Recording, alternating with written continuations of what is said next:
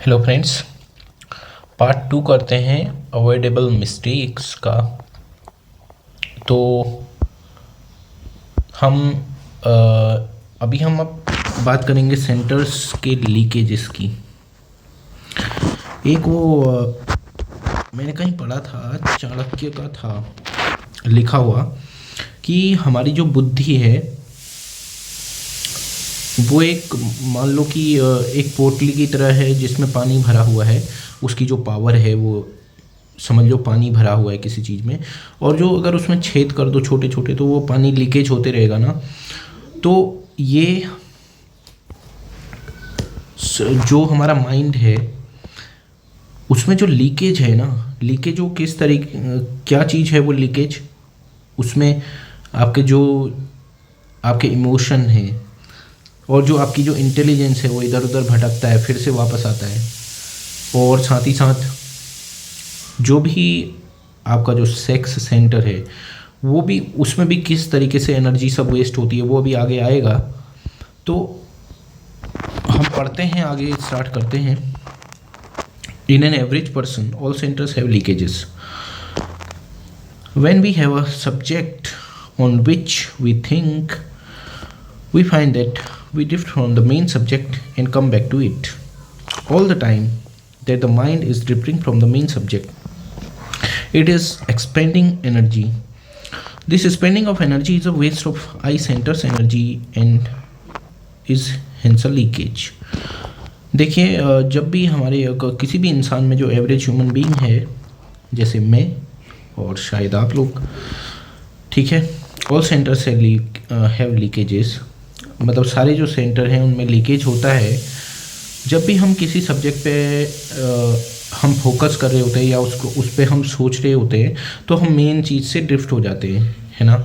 और हर समय ऐसा होता ही है, और उसके बाद हम वापस भी उस पर आते हैं लेकिन फिर भी ड्रिफ्ट होते हैं। ओके, तो जो भी हमारी एनर्जी जो स्पेंड हो रही है, ठीक है, उसमें पूरा ड्रिफ्ट हो रहे हैं, फिर वापस आ रहे हैं, ड्रिफ्ट हो रहे हैं, तो वो सब हमारा waste of eye centres energy है।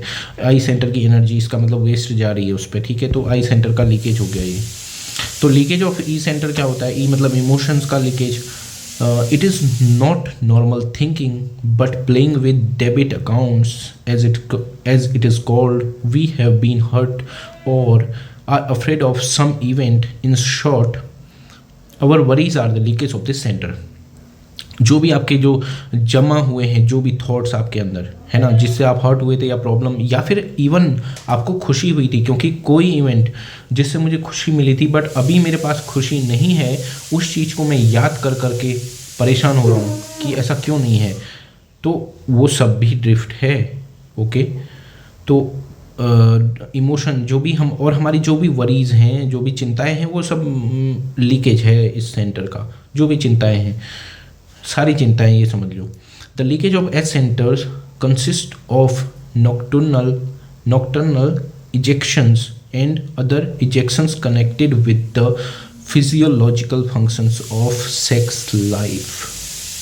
समझ गए होंगे, जो भी रात्रिकालीन उत्सर्जन है and other ejection connected with the physiological functions of sex life. जो भी इजेक्शन आपकी बॉडी से होते हैं, जो भी संबंधित हैं, वो सब एच सेंटर का लीकेज है, एनर्जी का वेस्ट है।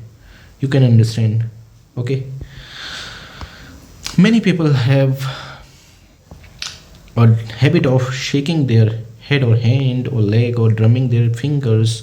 Any unnecessary motion is a drift of leakage of M center. कोई भी आप हाथ पैर हिलाते हैं, कोई आप में आदत है कुछ भी, अपने हाथों को अननेसेसरी ऐसे कुछ बजा जैसा रहे हो, कहीं पे टेबल में बैठे हो, है ना, तो ये सब लीकेज है। ओके, किसका? एम सेंटर का। सच drain of energy from four centers is like a water which is wantonly allowed to run from a tap. There are leakages which are noticeable and those which are less noticeable. ये जो ऐसा जो आप waste कर रहे हो ये energy, ये आपका बिल्कुल मूर्खतापूर्ण है। आप मूर्खतापूर्ण तरीके से अलाउ कर रहे हैं, जैसे कि मतलब उसको बाहर जाने से, जैसे कि एक नल से जो है पानी बहता है। ओके,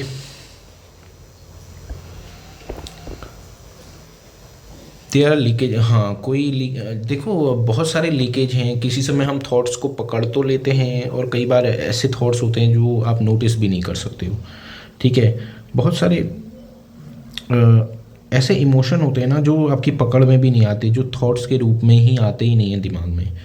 तो वो सब तो धीरे धीरे स्टेप बाय स्टेप पता चलता है ना। अब यहाँ पे थोड़ा सा आपको बता रहे हैं एक्सरसाइज के तौर पर। Okay, every morning and evening, set yourself in an armchair for 2 minutes and make your joints loose from head to foot. Continue the 3-step rhythmic breathing. Do not move even an inch of your body, not even the eyelids. Remember that all attempts to relax are to no avail if not accompanied by the 3-step breathing. In a healthy body and mind, there are no leakages. The leakages of the four centers in the brain, they impose within the areas of their jurisdiction, have to be met with and repaired by the instinctive center over and above its normal work. देखो यहाँ पे क्या बोल रहा है।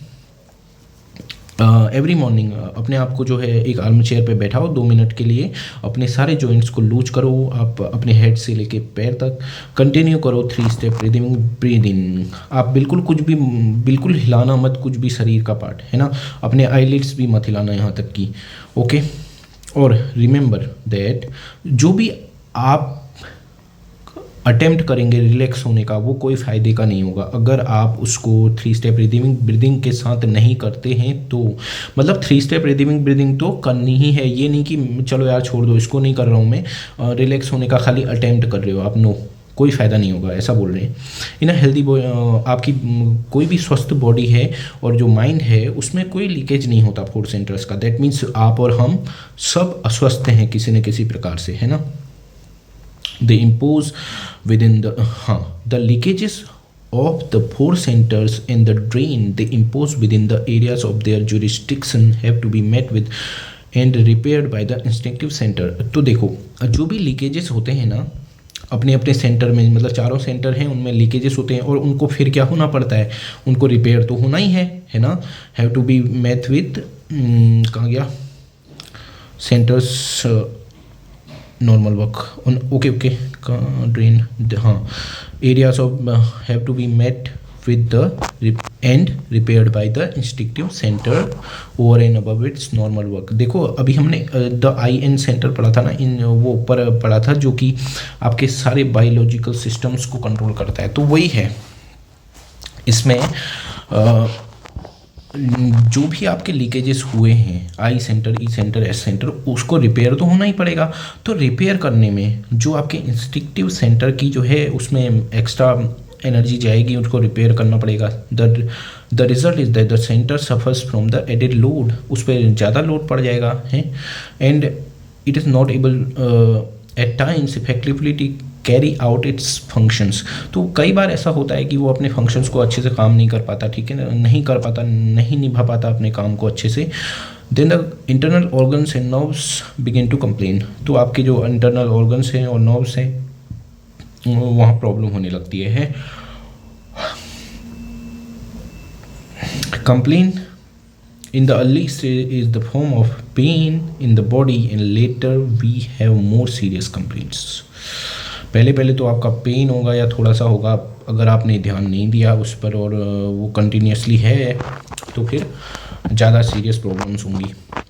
तो इसका ये मतलब हुआ ना, जो सारी बॉडी में जो प्रॉब्लम्स आती हैं वो कहीं ना कहीं हमारे सेंटर्स के गड़बड़ होने की वजह से ही आती हैं। हाँ, केवल एक यही रीज़न नहीं हो सकता, there can be so many other reasons, but main reason है, एक रीज़न ये भी है, मतलब रीजन्स में से एक रीज़न ये भी है। In what ever you do, ये देखिए बहुत इम्पोर्टेंट बात है कि जो भी आप करते हो ना, In whatever you do, let the purpose of that act and thought be traced. Actually, should have been traced before commencing. And if satisfied that it is not correct, insert or introduce the corrective method. जो भी आप करते हो उसके पीछे क्या reason है, उसका क्या पर्पस है, उसको आपने पता करना है, ठीक है। तभी आपको उस काम को करना है, और उसको करने से पहले ही, उसको स्टार्ट करने से पहले ही आपको उसके रीज़न के बारे में पता करना है कि मैं ऐसा क्यों कर रहा हूँ। और अगर आपको लगता है कि नहीं ये काम सही नहीं है, तो आप सही जो काम है उसे करो, ठीक है। मतलब कोई भी काम करने से पहले सोच लो कि इसको मैं कर क्यों रहा हूँ। तो बहुत सारे काम तो शायद ऐसे ही कट जाते हैं फिर, है ना। अपने मतलब प्रायोरिटीज़ को पहले रखो, स्टेप बाय स्टेप, है ना। Okay, can a man live all his waking hours purposefully? He can and he cannot. Okay, रह भी सकता है, नहीं भी. It all depends on how serious he is. Okay, this way of living purposefully daily and hourly is called जागृति और awareness. मतलब जब आप पर्पसफुली रहते हो ना, अपने रोज़ और हर समय हर घंटे आप रह सकते हो, तो उसे जागृति बोल रहे हैं या फिर अवेयरनेस बोलते हैं। जागृति means being awake and till then one is supposed to be living half asleep or rather half dreaming। जब तक आप में ये कॉन्शियसनेस नहीं आती हर समय पर्पसफुली रहने की, तब तक आपको हम मानेंगे कि आधे सोए हुए हो आप, और रादर हाफ ड्रीमिंग मतलब आधी नींद में हो। डेफिनेटली नींद में ही होते हैं, कई बार फील तो होता है।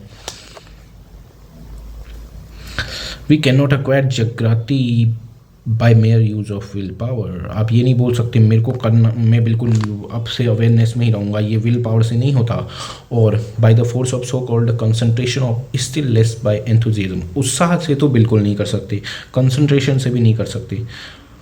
कब तक नहीं कर सकते, कंडीशन बता रहे हैं। अनलेस, कब तक नहीं हो सकता ऐसा, कंडीशन बता रहे हैं। जब तक कि हर मोमेंट हर मोमेंट पे आपका माइंड ये क्वेश्चन नहीं करता कि उसकी एक्टिविटी का पर्पस क्या है, और जो अगर वो रिप्लाई उसका सेटिस्फैक्टरी नहीं है तो अब उसको वो चेंज करे और एक सेटिस्फाइंग पर्पस के लिए काम करे। ओके, तभी प्रोग्रेस हो पाएगी क्रिटिकल सर्टेन स्टेज तक, है, ठीक है। Unless every moment of mind questions the purpose of its activity and on finding any reply not satisfactory changes its activity to a satisfactory purpose, there can be no progress towards that critical certain stage. मतलब जब तक आपका mind question नहीं करता उसकी हर एक activity पे, और अगर वो एक्टिविटी करेक्ट नहीं है तो उसको अगर करेक्ट नहीं करता, तब तक आप नहीं पहुंच सकते क्रिटिकल सर्टेन स्टेज तक, है ना। बड़ी बात तो नहीं है ना, वैसे धीरे धीरे हो सकता है, लगता नहीं है कि कोई भी आप काम कर रहे हैं, नो प्रॉब्लम। हर समय याद नहीं है तो कोई बात नहीं, लेकिन हम कई बार अपने को चेक तो कर सकते हैं ना कि ये वाला काम मैं कर रहा हूँ तो इसके पीछे क्या पर्पस है। चाहे वो पर्पस आपका कुछ उसके पीछे लालच ही क्यों ना छुपा हो, कोई बात नहीं, है ना।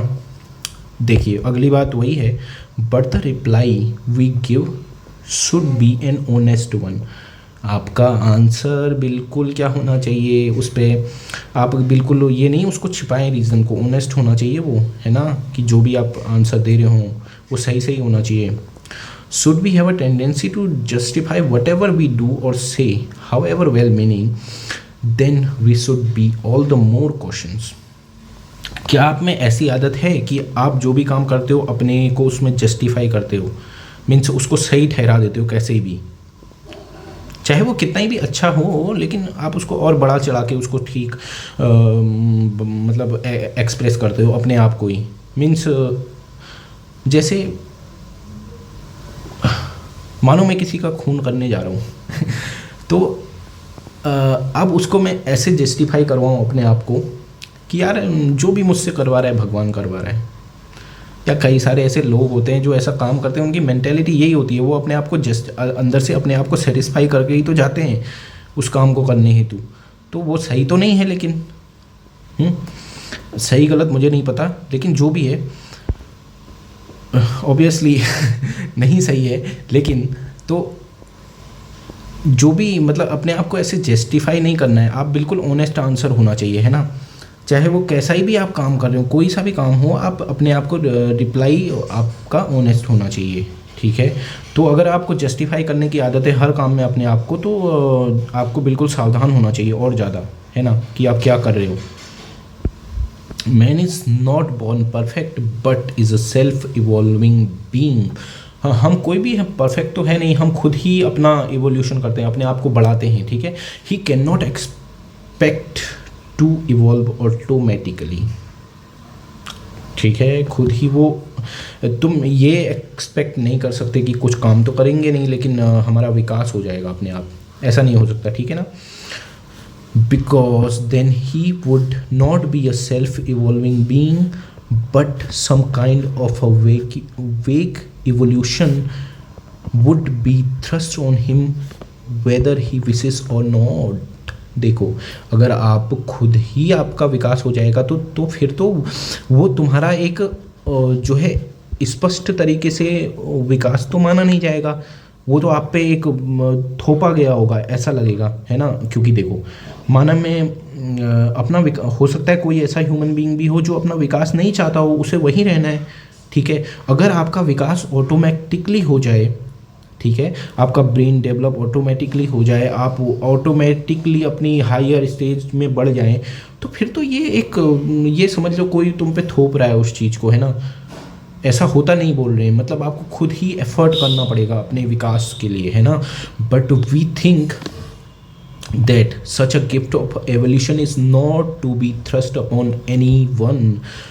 वो कह रहे हैं कि ऐसा जो इवोल्यूशन का जो विकास का जो गिफ्ट है वो किसी पर भी थोपा नहीं जा सकता, ठीक है। इवन ऑन गॉड्स और by the gods on man, ये तुम भगवान पर भी नहीं थोप सकते, है ना। हमने पढ़ा था शुरू में कि फ्री विल का सबको अधिकार है। आप चाहे ना अपनी लाइफ को कितने नीचे गिराना चाहो, ऊपर उठाना चाहो, आपकी मर्जी, कोई उसमें नहीं बाधा बनेगा। और जब नीचे गिराना चाहोगे ना, तो और तेज़ी से प्रकृति आपका सपोर्ट करेगी। नीचे गिराने में, ऊपर उठाने में मेहनत लगती है, नीचे गिराने में नहीं लगेगी। और भी उल्टा तो सपोर्ट होता ही है, मतलब एक तरीके से उल्टे तरीके से सपोर्ट होगा, लेकिन वैसे नहीं हेल्प मिलेगी, ठीक है ना। तो ऊंचा उठाने के लिए जो ज़्यादा मेहनत लगती है बाद में मिल सकती है, बट अर्ली स्टेज में आपको खुद ही करना पड़ेगा। तो हम कह रहे हैं कि इवोल्यूशन किसी पे थोपा नहीं जा सकता, खुद ही एफर्ट लगाने होते हैं। इससे आगे फिर से पढ़ेंगे।